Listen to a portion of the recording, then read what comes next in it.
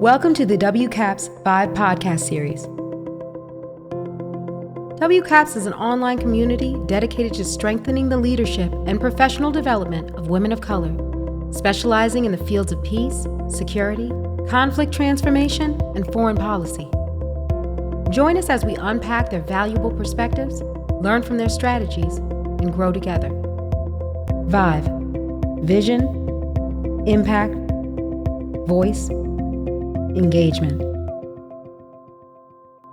I think we should get started. So Travis, I'm going to turn it over to you, and I just want to say thanks to everyone for joining this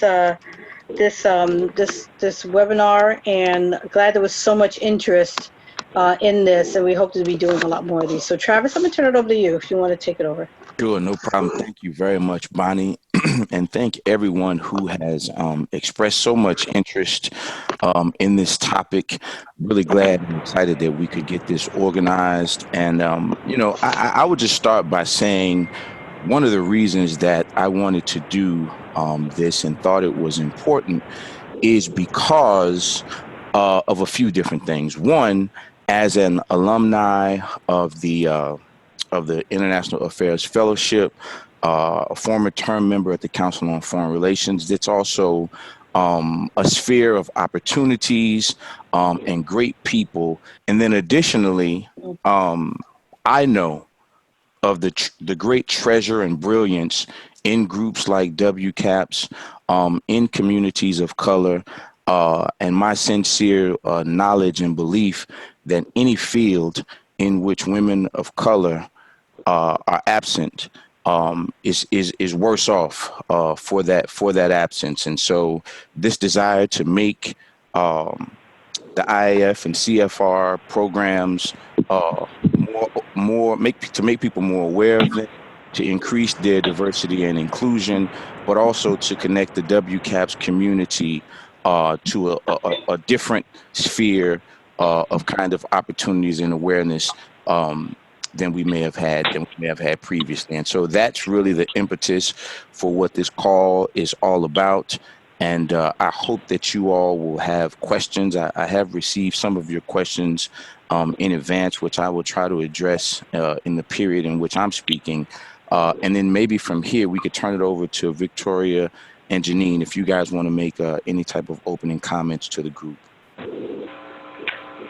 Sure. So I was just going to talk about the fellowship program. Is that okay, Travis? Yeah, I think that's perfect. That's great. And then I'm going to turn it over to Victoria. Thank you again, all of you, for joining us today for this CFR Fellowships Information Session. I am Janine Hill, CFR Director for Fellowship Affairs, and I'm joined by my Deputy Director, Victoria Harlan. A special thank you to one of our former fellows, Travis Atkins, for coordinating this session, as well as to Ambassador Jenkins for her support. I think we have Miriam Safi on the line. Miriam, are you there? Yes, I'm also great. Here. One of our current international affairs. That's great news. As some of you know, the Council on Foreign Relations is an independent membership organization, and are dedicated to being a resource for various constituencies, such as government officials, educators, and executives. CFR maintains a diverse membership, convenes meetings to discuss major international issues, publishes Foreign Affairs, the magazine, provides analysis on world events on our website, and supports a studies program that fosters research. CFR also awards a number of visiting fellowships each year. Today, we'd like to highlight several of these fellowship programs that are geared for mid-career professionals who focus and have a deep interest in foreign policy. Each program has specific eligibility requirements and offers a competitive stipend. The application deadline is October 31st. I'd like to start with our flagship program, the International Affairs Fellowship, which was launched in 1967. Its goal is to provide a transformative experience for its fellows, those in academia, or the private sector will spend a year in government, and those in government will work in a scholarly atmosphere, free from operational pressure, writing and reflecting on issues that they would like to publish. The mission is to create a set of scholar practitioners and to give each fellow a set of experiences that are rewarding when they return back to their home base or if they decide to go in another direction. Over the years, fellows have worked on a wide range of issues. I'm going to give you some examples, but it's not limited to these. Digital terrorism, military interventions and proxy warfare, U.S.-Korea relations, sports diplomacy in Africa, U.S. competitiveness and trade, and many others. And these fellows have been placed at the Pentagon and on Capitol Hill, as well as a number of organizations such as the World Bank, the Aspen Institute, Harvard University, many think tanks, including, of course, Brookings and the Council on Foreign Relations. Former fellows include some of our most known ones: former Secretary of State Condoleezza Rice, former U.S. Ambassador to the UN Samantha Power, the current Dean of the Elliott School of International Affairs at GWU, Reuben Brigady II, former West Point Professor and Program Director Dr. Ike Wilson, and as noted earlier, of course, Travis Atkins. CFR awards approximately 10 of these IAFs annually. The duration of the program is 12 months, and we award a stipend of $100,000. The program has experienced tremendous growth over the past 52 years. I'd like to turn it over now to Victoria, who will tell you about some of this growth. Yes, fantastic. Well, we're thrilled to be here today. In addition to the International Affairs Fellowship program that Janine highlighted, we'd like to showcase 3 other International Affairs Fellowships, all overseas. So if you're interested in spending some time in one of the following countries, sorry to interrupt. Can folks please turn down or mute their phones if they're not speaking? Thank you. Sorry, go ahead. Great, thank you so much. So we've got 3 overseas programs. Again, if you're interested in spending some time in Japan, Canada, or India, please take a look at these opportunities because they're just fabulous. So the first one is our International Affairs Fellowship in Japan, sponsored by Hitachi Limited. We've had this program since 1997, have had a wonderful partnership with, again, our funder, Hitachi Limited. And we've sent a cadre of American professionals, it's a total of 80 since 97, to Japan to study and work on U.S.-Japan relations. The program, from the get-go, has really been for those without substantial prior experience in Japan. So for many, going to Japan through the IF program is the first time they're going to the country. Knowledge of Japanese is not a requirement at all. Many, in fact, tend to take some classes when they're in Tokyo during their fellowship year. So it's a fun learning adventure for them. The duration of this program is between 3 and 12 months. The tenure is proposed by the applicants in their applications. And our awardees receive a competitive stipend, which is awarded in yen. And also each recipient receives a travel grant of $5,000 to help them get to Tokyo and then, of course, return back. And if they're interested in doing some in-country travel, they can certainly use the funding to do so. So a couple of examples of placements where our International Affairs Fellows in Japan have spent their fellowship tenures. One has been at the U.S. Embassy in Tokyo.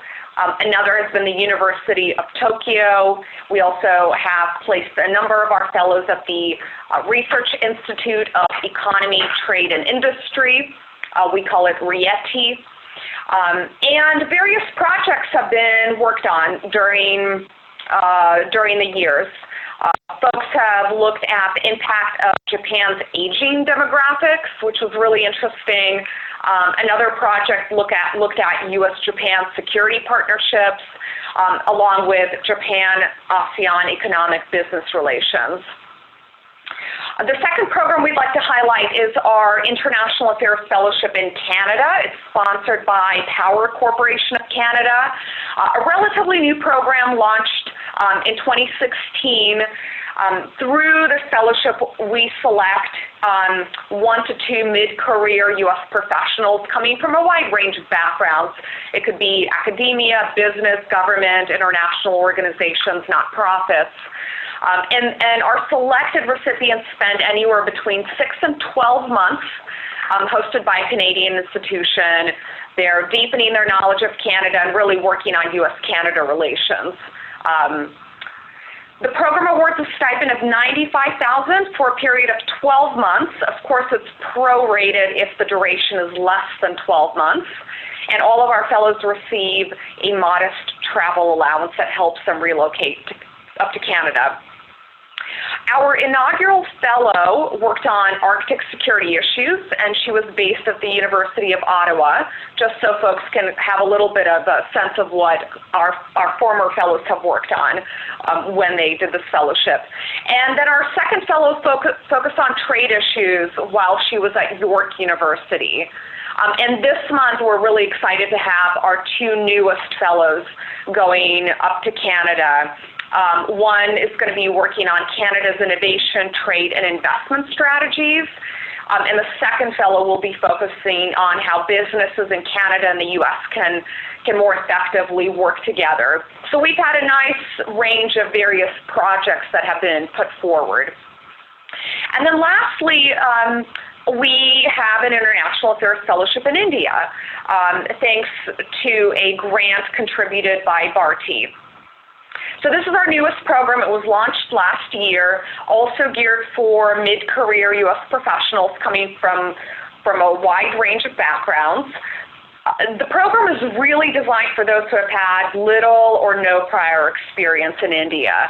So similar concept to what we have with the Japan, along with the Canada fellowships.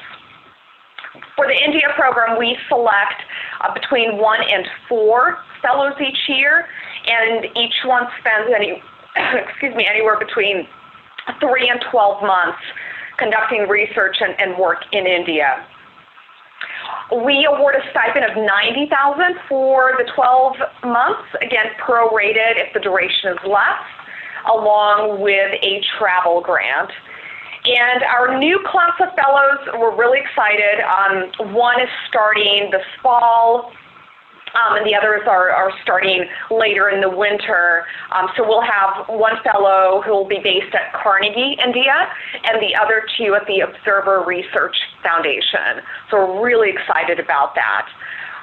Again, we're thrilled to showcase some of these wonderful fellowship opportunities, great for professional development, or as Janine mentioned, an opportunity that really can help you launch into a new space that you've thought about, but we're not quite certain how to get to. These are definitely wonderful platforms to accomplish that. We'd love for Travis and Miriam to talk about their fellowship experiences. And Travis, you were, I think, about 10 years ago going through the program. So maybe you could briefly share some of your highlights first, and then we'll turn it over to Miriam to talk about her year. No problem. I don't appreciate the emphasis on the length of time that it's been, but you're so experienced and seasoned with the space. I'm just kidding. No, I will start and then turn it over to Miriam, as you guys have suggested. So a few things that I wanted to share were particularly about the journey towards receiving the fellowship, how I approached the application process, and the kind of strategies that I have been that I utilized, and many of them are not actually from me. Many of them are kind of strategies that have been passed down from other IAF alum that were before me, and so this kind of comes from a long chain of folks who've been successful in obtaining the fellowship.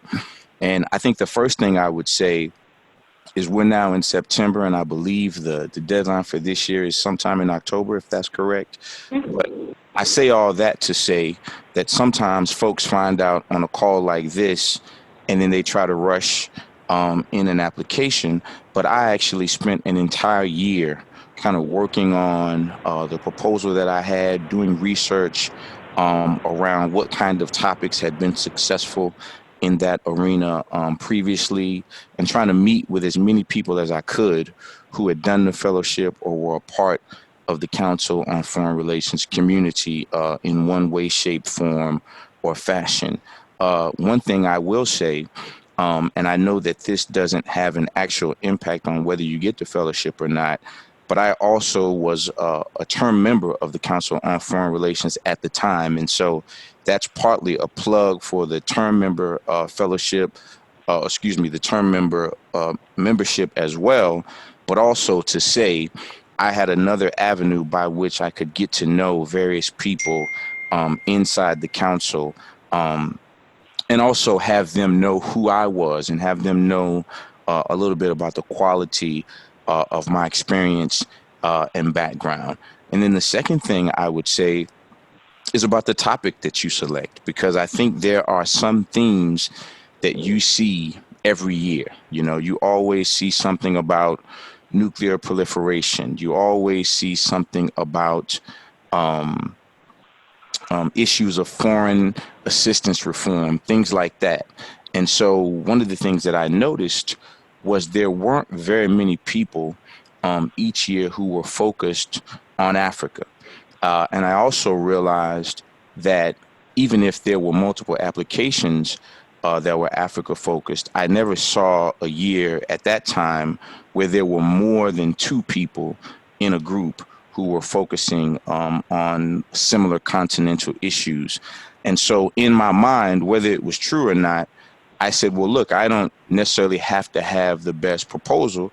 So maybe I just developed the best proposal on Africa by those numbers and by that logic. And then it was, okay, this is what I'm passionate about. This is what I have a strong background in. But how does that relate to what the fellowship is for, right? And so how do I find an urgent foreign policy issue on the continent that I'm experienced in, that I'm passionate about, that I'm well placed to do, and that also has some national security relevance to the United States. And I say that to say this, for people to be careful and to be mindful that they are doing something that they're interested in and passionate about and qualified for, rather than giving more emphasis to what you think the council wants or what you think will get you the fellowship. And so I decided to focus on Sudan. And in the fellowship year that I was coming into, it was a particularly relevant and urgent matter because they were in the last year of the peace agreement that actually led to the separation of South Sudan from Sudan. And so literally I started the fellowship and the negotiations and all the drama around that was going on. And literally I ended the fellowship standing in Juba, South Sudan for their Independence Day celebrations. And so I didn't really have to make an overemphasis on the timeliness of it, because it was clear that this was a nation that could either go back to civil war or break apart, creating either another set of conflicts and also creating the newest nation in the world. And so I think that urgency was there.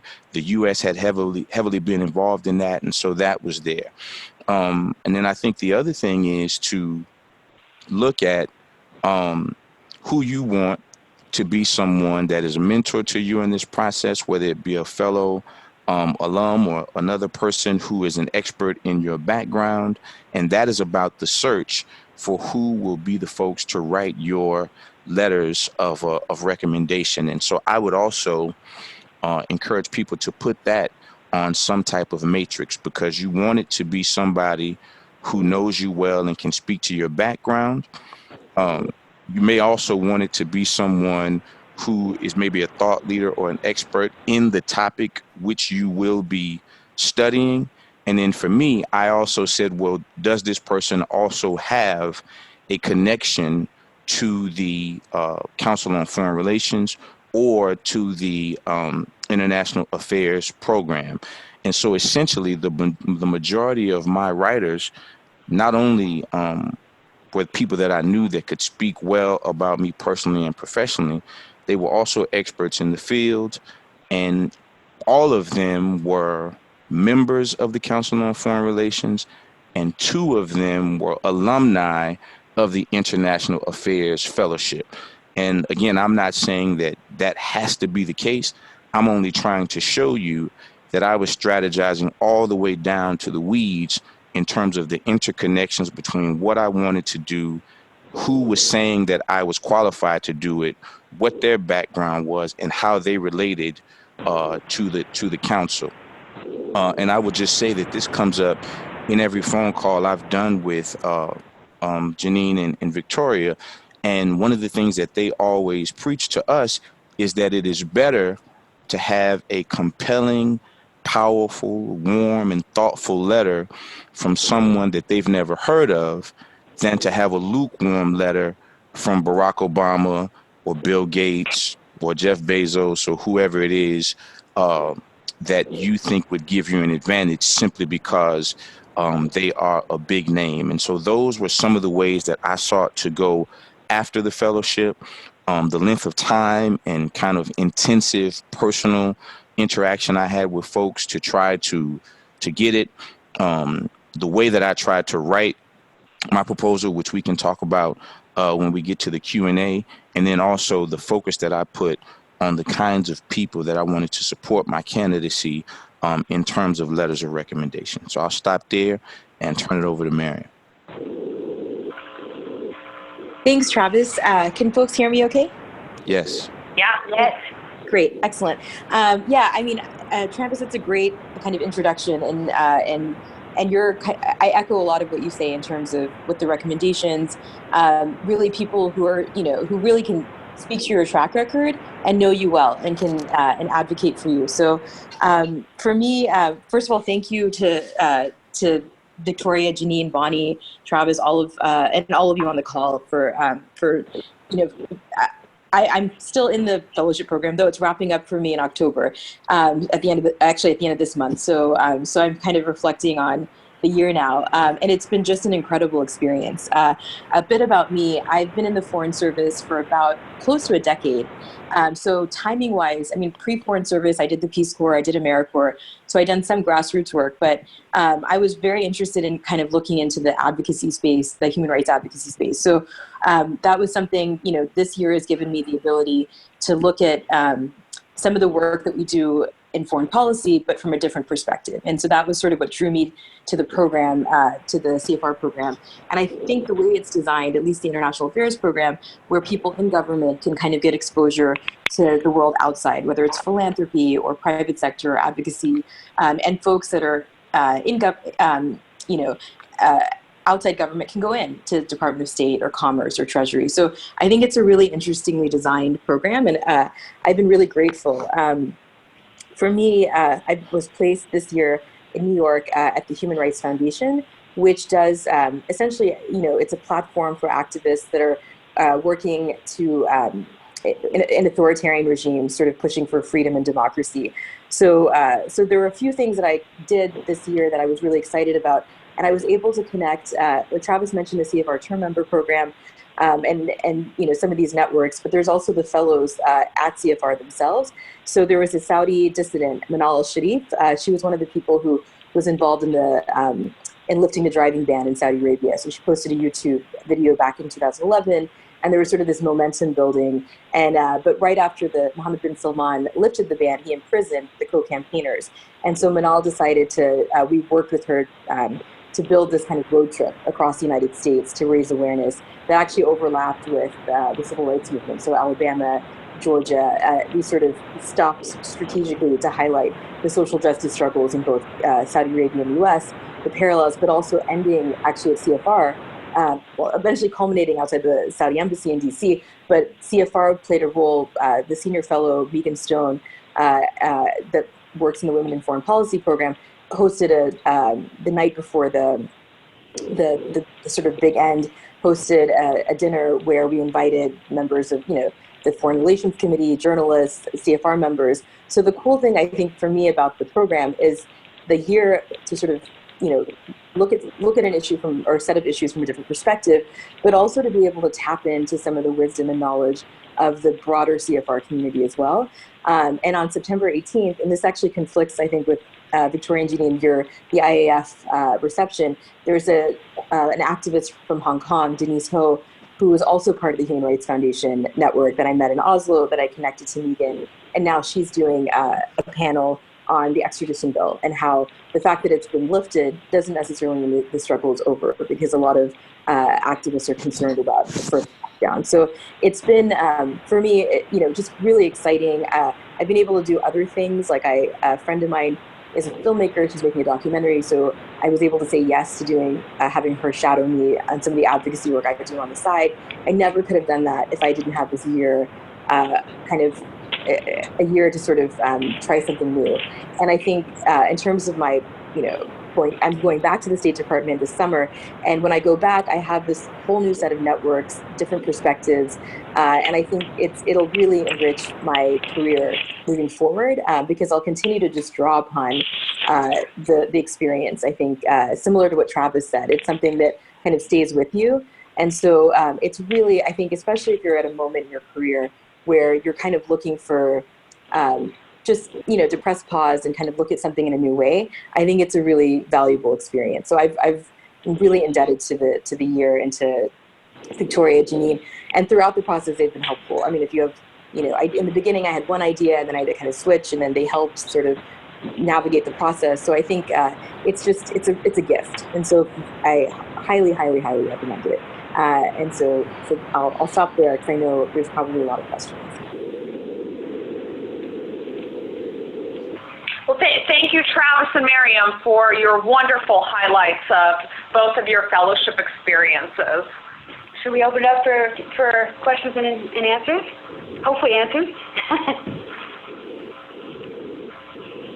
Yeah, that's fine. Let's do it.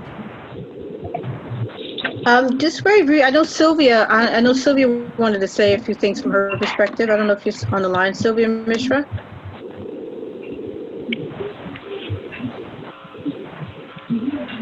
I guess not. Okay.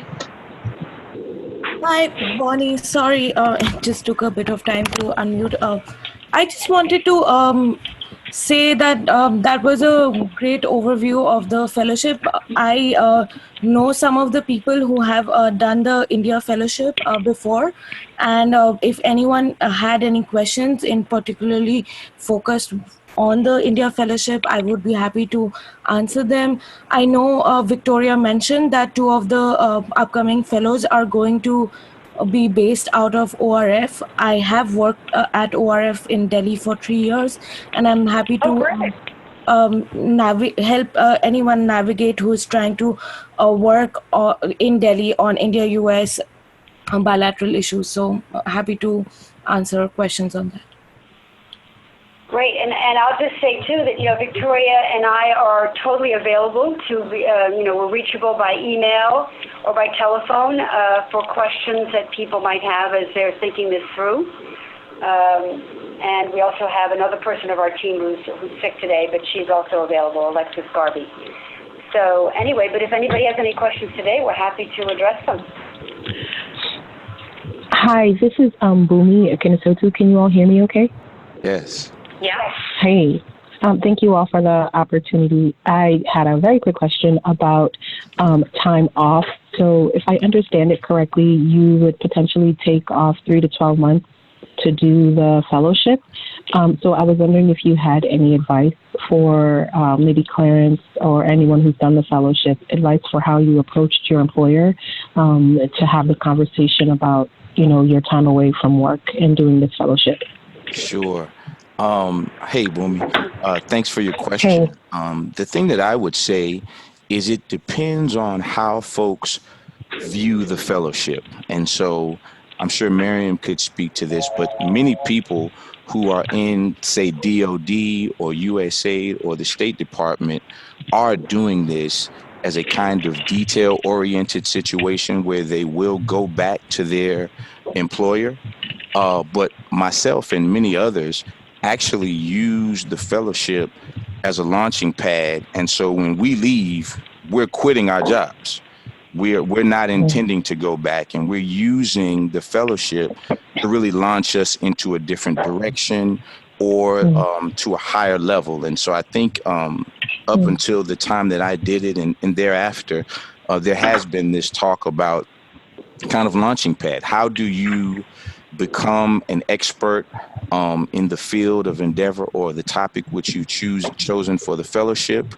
How do you place yourself in situations where you're meeting with thought leaders nationally and internationally, having a chance to publish yourself and become known as someone focused specifically on your area of expertise, as well as being in media, doing radio, doing television, doing podcasts and things of that nature. And so for me, I was one of the people who were in that vein. And it absolutely changed my life, because one of the things that you'll realize is that the power that it gives you. So when I'm calling around asking to talk to various thought leaders, high level government officials and things of that nature, at that time, they're not calling me back because I said I'm Travis Atkins. They're calling me back because I said I'm with the Council on Foreign Relations, right? And so you want to be able to use the cachet that the institute or the council has been able to gain for itself to help you to do that. But I would also say, if you are in a place where you would like to come back or go back, I certainly would encourage folks to have that conversation, because I think one of the things too is that you won't be the same after you do the fellowship, and you will bring back more to the institutions where you're working if you do decide that going back is what you would like to do. Thank you so much. That's very helpful, Fran. Thanks. Hi, my name is Beautifully answered, Travis. Oh. Sorry, go ahead. I can wait. I just wanted to chime in on one other point. The question also referenced the 3 to 12 months. So it sounds like you might be interested in one of the overseas fellowships. And when we see, for example, folks coming from academia and they're interested in going to Japan or to India, what they might do strategically is perhaps take the summer off, take those 3 months, and craft a proposal around that time frame where they know that their project that they're tackling in whatever country they're hopefully going to be in is doable in that period of time, and it'll still be a professional development experience for them. And so the 3 months for many tend to be, again, those who have professional, personal commitments back in the U.S. The summer months, the 3-month tenure tends to be quite doable for most to take off. And that's similarly to 6 months. A full year, it's a little bit more difficult. So again, either you're in a position where your home organization is very supportive of you taking that year off and knowing that you will come back with a greater network from the year. You'll be able to bring back a lot to the home base. Or again, you pivot into a new space that you're really excited about. Thank you. Hi, my name is MJ Crawford, and I had another question for our panelists.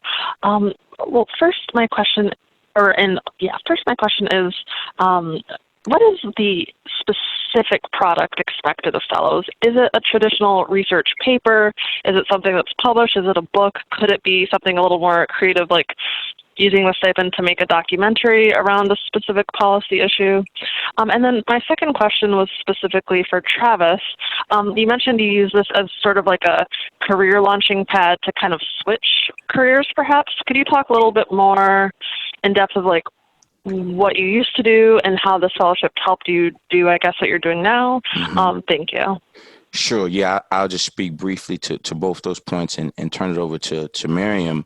I think that, can you remind me of the first part of the question? I got so tuned into your second part. Products.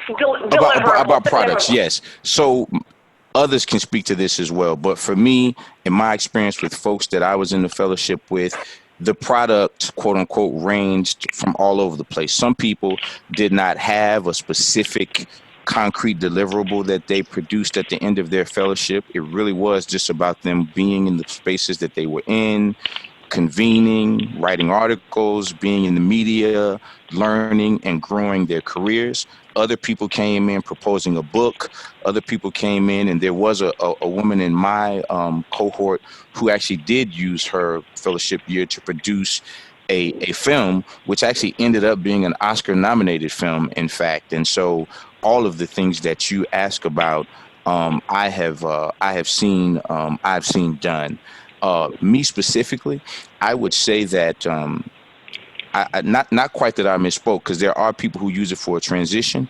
I think maybe boost would have been a better word for me to use, because I certainly didn't leave the field of international affairs.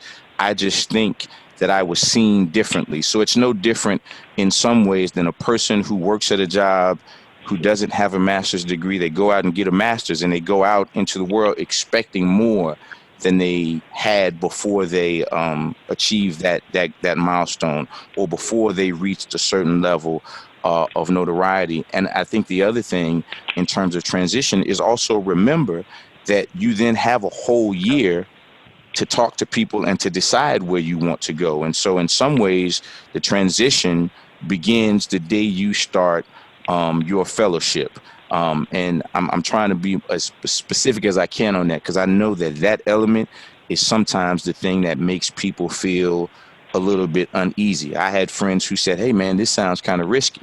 And I didn't think of it that way at all, because I was very familiar with the Council on Foreign Relations, and I had seen, and I encourage you all to research the alumni list of folks who've done this fellowship and the things that they've gone on to do after, because there's no way you read that list and come away shaky about whether or not this is a thing that can boost your trajectory. Well, I'd just like to jump in and say that, I agree with you on both points, Travis. In terms of the deliverables, there are no deliverables really that are required, but it's really driven by each person who applies to this program.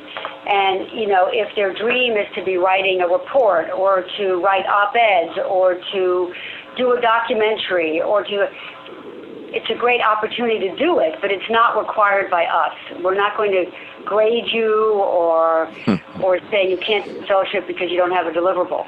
It's really, it's all driven by you and the experience you're going to have, and hopefully will, make you grow in the area that you want to focus on. Ideally, what we're doing every year is we're investing in the best possible talent pool out there that's interested in these opportunities. And so whether that means getting that hands-on policymaking experience in government for the first time ever in one's professional career, or taking a step back and really focusing on lessons learned from the field and diving deeper into thinking, researching, writing, publishing, networking. That's really what we're investing in, all of our fellows having these rich and productive fellowship experiences. Yeah, and to echo it, To run the Council on Foreign Relations, he really feels that this is the training ground for the next generation of future leaders. And so that's why he really, really supports this program. Yeah, and to echo what Janine and Victoria said, and Travis, it was funny. One of my first questions, I think, to both of you in the beginning was, what's the deliverable? Like, so going in, I kind of was very type A, like, what's the product? And I think not having it at the outset is actually such a powerful thing, because now, I've been able to sort of say yes to things like this documentary, for example. They've been shadowing me for the last 6 months, and it's a pretty stressful thing to have but having this, the ability and the time. And so I've been kind of taking risks in ways that I wouldn't normally have had that latitude to do. And so it's nice in a sense, but I think a lot of people come out of the year with different sort of, it's definitely personally, professionally enriching. And there's products and deliverables and other things that manifest, whether it's during the year itself or maybe sort of in the future, like a book manuscript that comes from the research that you've done or the interviews or the contacts that you've made. So I think in some ways it's kind of nice and unusual, but really can be really enriching that there isn't a script, I guess, for this. Hi, my name is Sakudo Edgelano. I am a PhD student at the University of Pennsylvania. I have a question in terms of background, in terms of applicants who are applying. So my background is in academia, but I also work at the VA. I do research policy, but I never worked in foreign affairs or foreign relations. So I'm just trying to figure out how do I not so much sell myself, but in terms of how do I boost my application so that I'm seen as a viable candidate, although my previous work has never been in foreign affairs or foreign relations. Like, although I did global health research in India and Guatemala, I have that background in terms of research and policy, but I don't have a background in foreign affairs or foreign relations. And so a quick question back to you. What is your PhD focused on? So I have a master's in public health and master's in environmental science, and my PhD is in demography, so it's like the statistical studies of populations. Well, those are all certainly within the foreign policy, within that foreign policy umbrella. And then how far along are you into your PhD program? Just finished the second year. I'm starting my second year of my program, but I'm at a place where I do want to take time, about a year off, to get professional experience, because although I'm getting the skill sets, but I'm not getting the connections and the work that I'm really interested in, and that has to do with foreign affairs work. And so for example, I'm taking upon my own to learn Arabic, learn Mandarin, although these are not things are required in my program, but I know that I don't want to be a typical academic demographer. I actually want to work professionally in the field. Right. And how long have you worked with the VA? I've been to VA for 3 years. I do clinical research and also do research policy, and I work directly with veterans. That's very interesting. And so when you think about hearing about Travis's experience, Miriam's experience, and our general overview of the different opportunities, do you envision using the fellowship for a full year, spending it maybe embedded within the State Department or another government agency where you're kind of getting that hands-on policy-making experience? Is that kind of what you have in mind for the year? Yes, I have that in mind. And I also have done 5 research projects in India, so I was also thinking about India as a possibility since I'm very familiar with working there. So I'm looking at those 2 options, but I have that in mind to dedicating a year to building a new skill set. I would, if I could just say, I would encourage anyone who has a similar situation as you, with substantive background in terms of your education and some of your experience as well as international, to really not be discouraged and to, I would say, go for it. And the reason why I say that is because there's almost no domestic issue that doesn't have a foreign policy analog, right? And so it doesn't all have to be nuclear. If it's health, it can be global health. If it's education, it can be global education. If it's whatever it is, it can be that in terms of the way that the U.S. engages with the world. And just to give you a quick example, a good friend of mine by the name of Curtis Valentine came into the fellowship after me, and he wanted to focus on education and U.S. education as a national security issue. And so he basically was able to use his domestic education background. And it just so happened at that time, the council had a lot of talking and reports being written around this issue of our domestic education as key to our economy, as key to us being able to compete on a global stage. And he built his whole proposal around that, obtained the fellowship and carried out that kind of work. And so there's nothing new under the sun. And so any of the doubts that you guys have, it would be great to kind of ask some of those questions, because I would bet that there's already someone who's came through the fellowship and done exactly what you're not quite sure is possible. So I would just add that note as an encouragement. Appreciate that. Thank you. Absolutely, absolutely. And Janine and I are always available to speak with potential applicants by telephone at any point in the competition cycle if there are more pointed questions about kind of the right way to format the year, the project, and so forth. So please don't hesitate to follow up with us if other questions come up in your mind after this phone call. Okay. And will we get an email with your contact information? Or with yes, that? We'll pass that. What's the best way to go to you, Bonnie? Yes, you can pass that to me, and I'll share that with the members, particularly the ones who are on the call. Perfect. Thank you. Yeah. Travis, and I don't know if anyone's going to, I know, Travis, there were some questions that you had. I don't know if you want to address some of those. Oh, sure. Pass on the agreement. Yeah, I would ask this to Janine and Victoria as well. I believe that there is an age range for the IAF fellowship. Is that correct?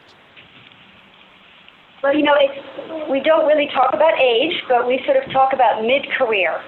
Okay, because when I was there definitely was an age cap. So I just want to be sure. But the reason why How to do that anymore, and there used to be an age range on the website, which yeah, exactly. So times have changed that quickly, but you're going in exactly the direction of the second half of the question, Janine. The reason I put age first is because there's a question as to what you all actually mean by mid-career.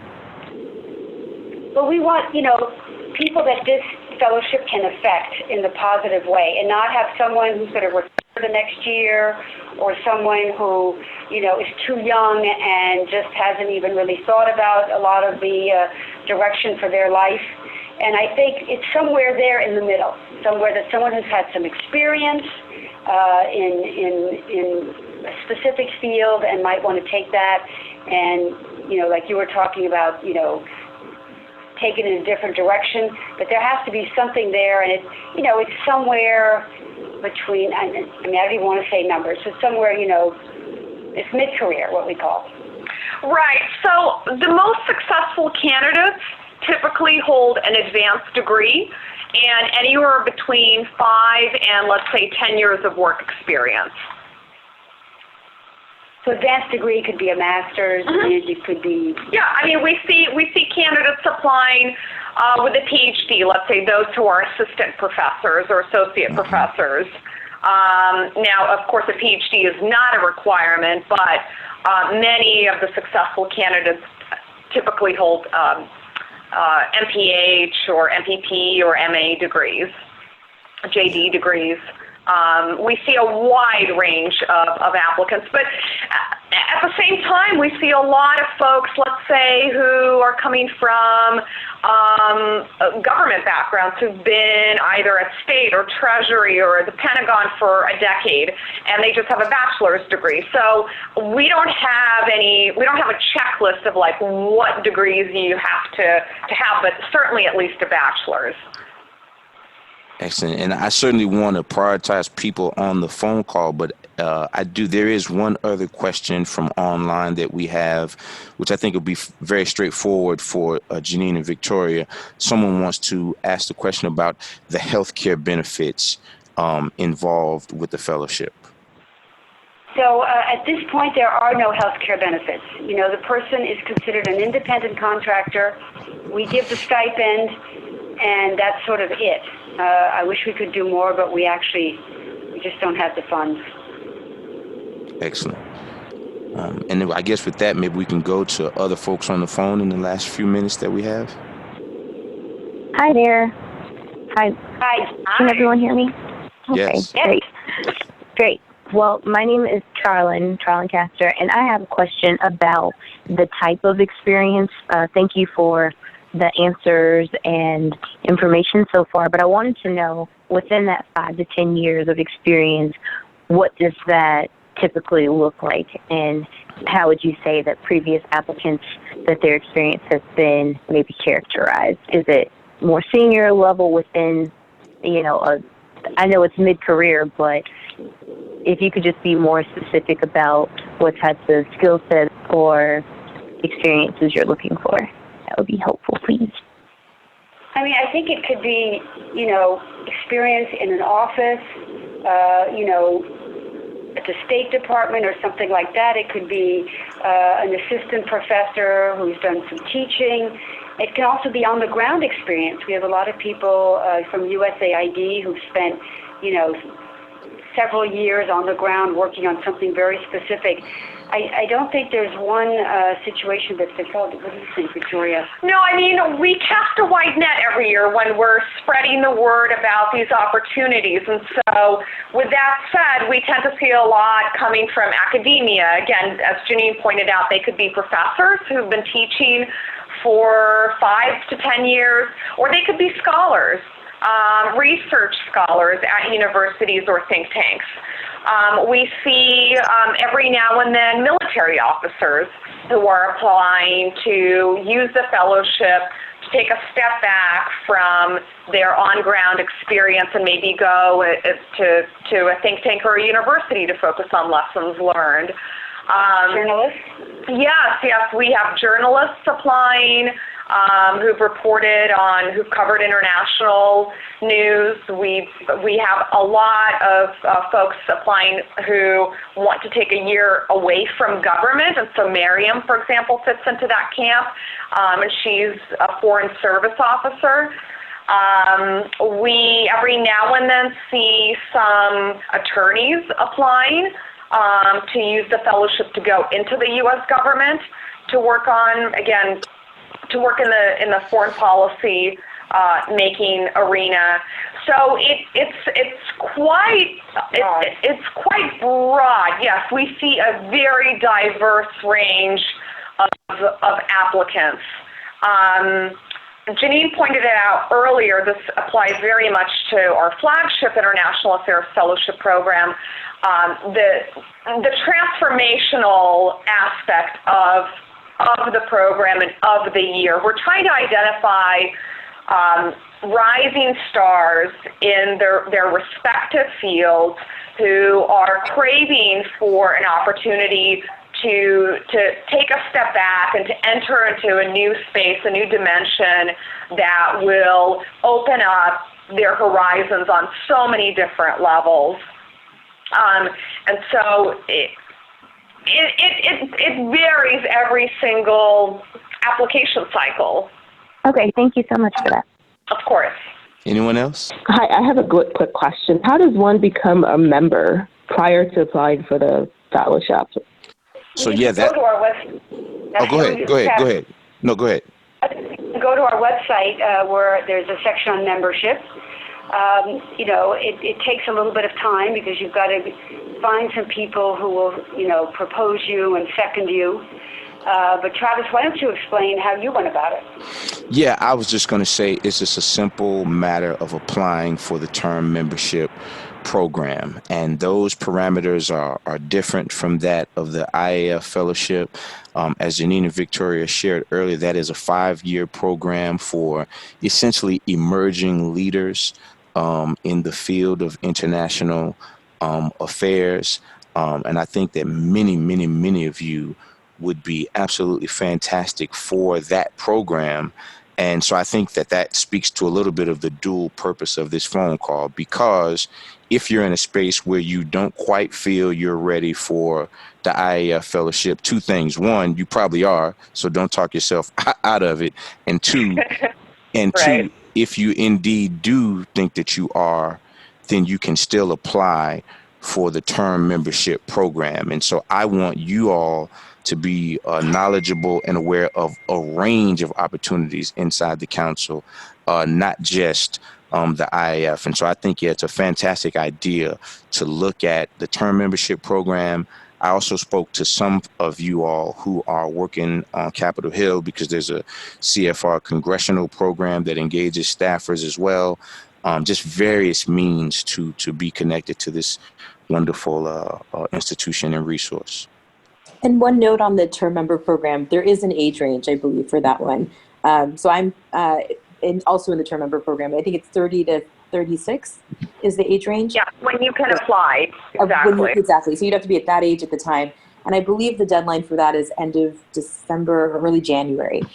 So it's a little bit further out. Fantastic. Well, this has been a wonderful call. Thank you so much for doing this. And Travis, of course, thank you for arranging this. Yes. And for everyone for taking the time to do this on a Monday. So we'll share the information for emails to connect for any additional questions. And because I'm sure there will be some after the call. And like Travis, I encourage everyone to seriously consider applying, or if you don't feel like you're ready, and as Travis said, you probably all can do it, but if you don't feel like you are ready, I think the term membership is also something to look into.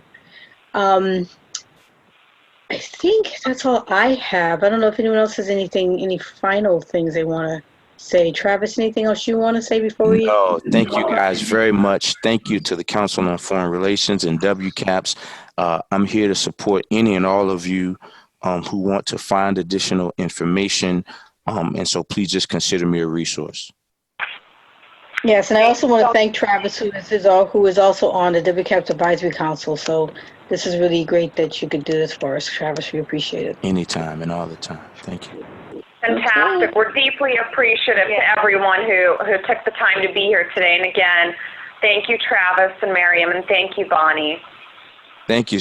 Thank you all so much. Our pleasure. Okay. Take care. Everyone have a nice day. Take care. All right. Bye-bye. Bye-bye. Bye. Bye. Thank you for tuning in. To keep up to date with all things WCAPS, visit us at wcaps.org or join us at an event in a city near you. Be sure to follow us on Instagram and Twitter at WCAPSnet. Until next time, speak up, speak out, get engaged.